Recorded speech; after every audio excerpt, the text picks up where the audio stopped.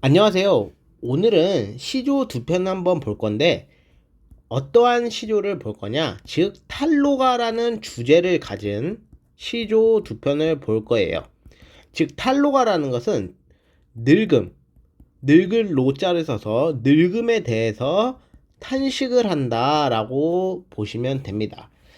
이 두 작품은 똑같은 작가가, 우탁이라는 작가가 지었기 때문에 이 부분을 염두에 두어서 이렇게 나, 이런 식으로 같이 출제가 될 수 있다는 점을 기억하면서 한번 공부를 해볼게요.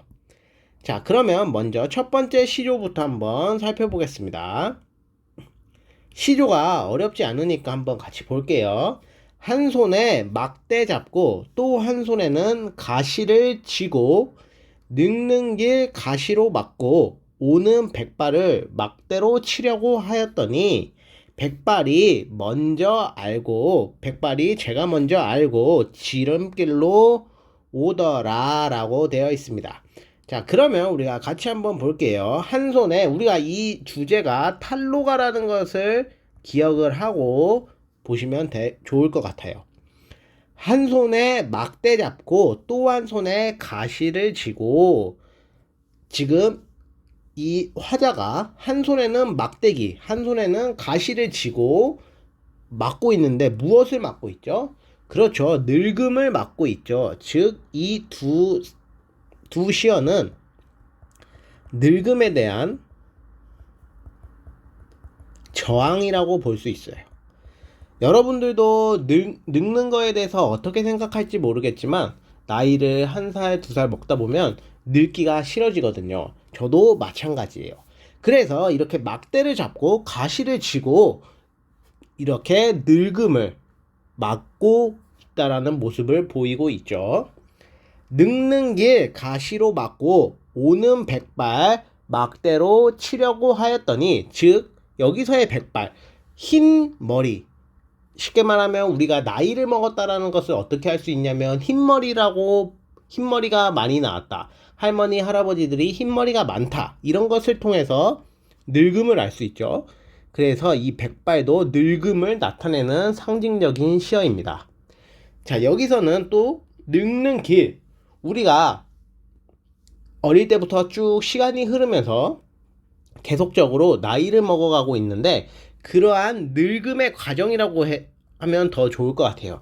이 늙는다라는 것을 보여주는 상징물로서, 즉 추상적인 늙음을 구체적인 길로 표현을 하였다라고 보시면 좋을 것 같아요. 자, 여기까지 이해가 되셨나요? 지금 한 손에는 막대를 잡고 가시를 쥐고 늙음, 즉 백발을 막으려고 했는데, 지금 어떻게 되었죠? 그렇죠. 백발이 먼저, 여기서 쟤는 우리가 중세국어에서 제기칭을 의미를 하기 때문에 백발이 되겠죠. 즉 백발이 되겠죠. 먼저 알고 지름길로 오더라, 이렇게 지름길을 통해서 빠르게 우리가 속도감을 느낄 수가 있습니다. 자, 그래서 지금 이 사람이 늙음에 대해서 늙기 싫어서 막대를 잡고 가시를 잡고 저항을 하였지만, 결국에는 백발이라는 이 늙음이 먼저 지름길로 왔다라고 해서, 즉 백발, 늙음을 막을 수 있다 없다? 막을 수 없다 라고 보시면 됩니다. 그래가지고 이러한 부분을 달관적 태도를 보이고 있다라고 보시면 됩니다. 즉 달관적 태도, 수능적 태도를 보이고 있다라고 보시면 됩니다. 즉 이 늙음에 대해서 내가 늙음을 막아보려고 하더라도 이거는 자연의 섭리이니까 막을 수가 없다라고 이해를 이 화자는 받아들인 거죠. 그래서 이러한 태도를 보이고 있다. 그리고 또 이러한 부분 전체적으로 해학적인 느낌도, 해학적인 분위기, 해학적인 느낌을 주고 있다. 즉 이러한 모습들이 우스꽝스럽게 나타나기 때문에 해학적으로 볼 수가 있다라고 여러분들이 파악을 하시면 됩니다. 자, 자, 이 시조는 그렇게 어렵지 않았으니 밑에 시조도 같이 한번 살펴보겠습니다. 밑에 시조도 그렇게 어렵지 않아요. 똑같은 작가가 지은 춘산의 눈 녹인 이 시조를 한번 같이 볼게요. 춘산에 눈 녹인 바람 잠깐 불고 간 데가 없다. 잠깐 빌려다가 머리 위에 불고 싶구나. 귀 밑에 해묵은 서리를 녹여볼까 하노라 라고 나와 있습니다.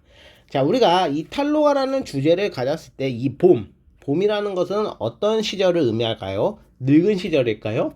아니죠. 즉 춘산은 청춘을 의미합니다.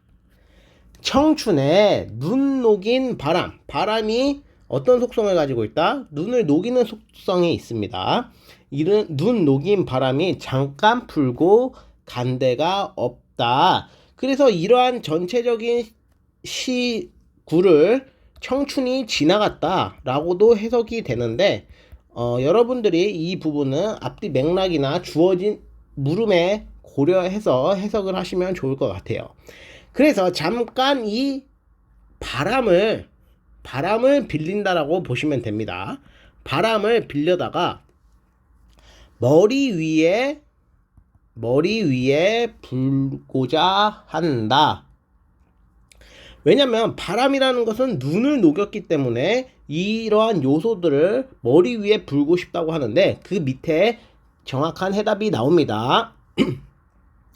귀 밑에 죄송합니다. 귀 밑에 해묵은 서리를 녹여볼까 하노라.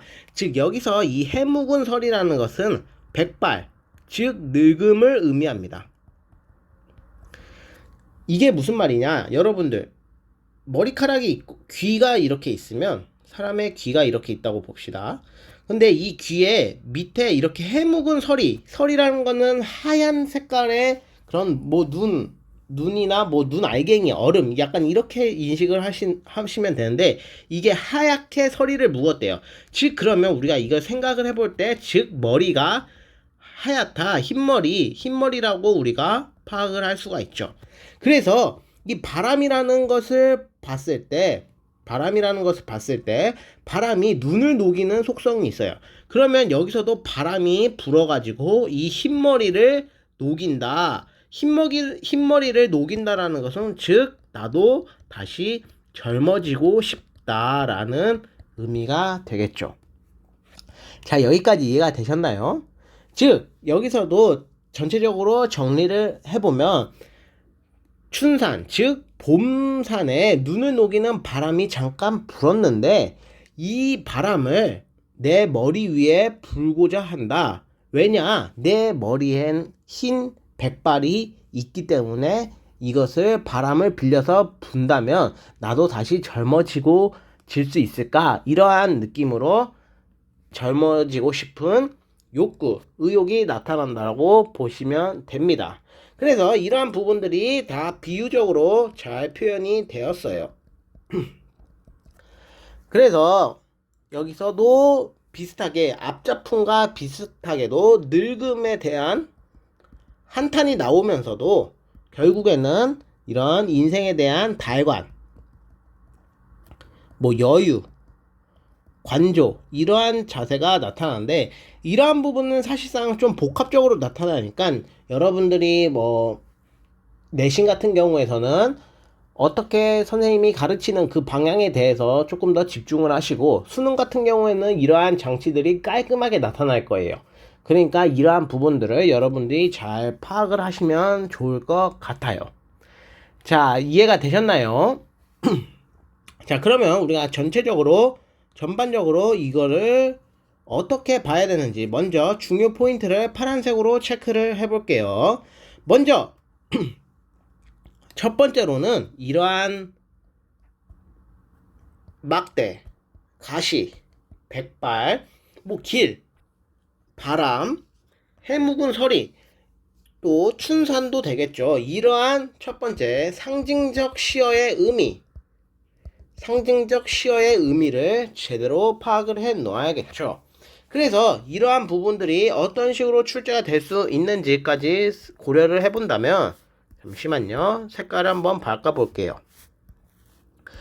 먼저 이렇게 가와 나가 같이 제시된다면 동일한 의미나 혹은 상반된 의미의 시어를 찾아라 라는 문제가 나올 수가 있겠죠. 이러한 부분들을 기억을 해 두시고, 두 번째로는 이러한 늙음에 대한 태도입니다. 늙음에 대한 태도. 사실상 탈로가라는 작품이 이 두 작품만 있는 게 아니라 다양한 탈로가 혹은 이런 달관적 태도와 유사한 태도를 가진 시조, 다른 시조가 나올 수도 있겠죠. 혹은 또 상반된 시조가 나올 수가 있겠죠. 이러한 부분들을 여러분들이 잘 체크를 해 두셔야겠죠. 시조가 그렇게 어렵지 않기 때문에 이 정도로만 정리를 하면 좋을 것 같아요. 자, 여러분들이 파악을 해야 될 건 일단 첫 번째로는 전반적인 내용을 파악을 해두고, 그 다음에 중요한 건 상징적 시어, 이 시어들이 어떻게 의미가 되는지, 그리고 두 번째로는 늙음에 대한 태도, 즉 화자의 태도가 되겠죠. 이 화자를 중점으로 태도를 파악을 해주시고, 이 외에 다양한 탈로가들이 나올 수 있으니까 이러한 부분들을 잘 고려해서 파악을 해두시면 좋을 것 같아요. 자, 여러분, 오늘 수업은 여기서 마무리할 테니까 여러분들도 꼭 다시 한번 복습을 하는 시간을 가지면 좋을 것 같아요. 네, 수업 마무리하겠습니다. 안녕.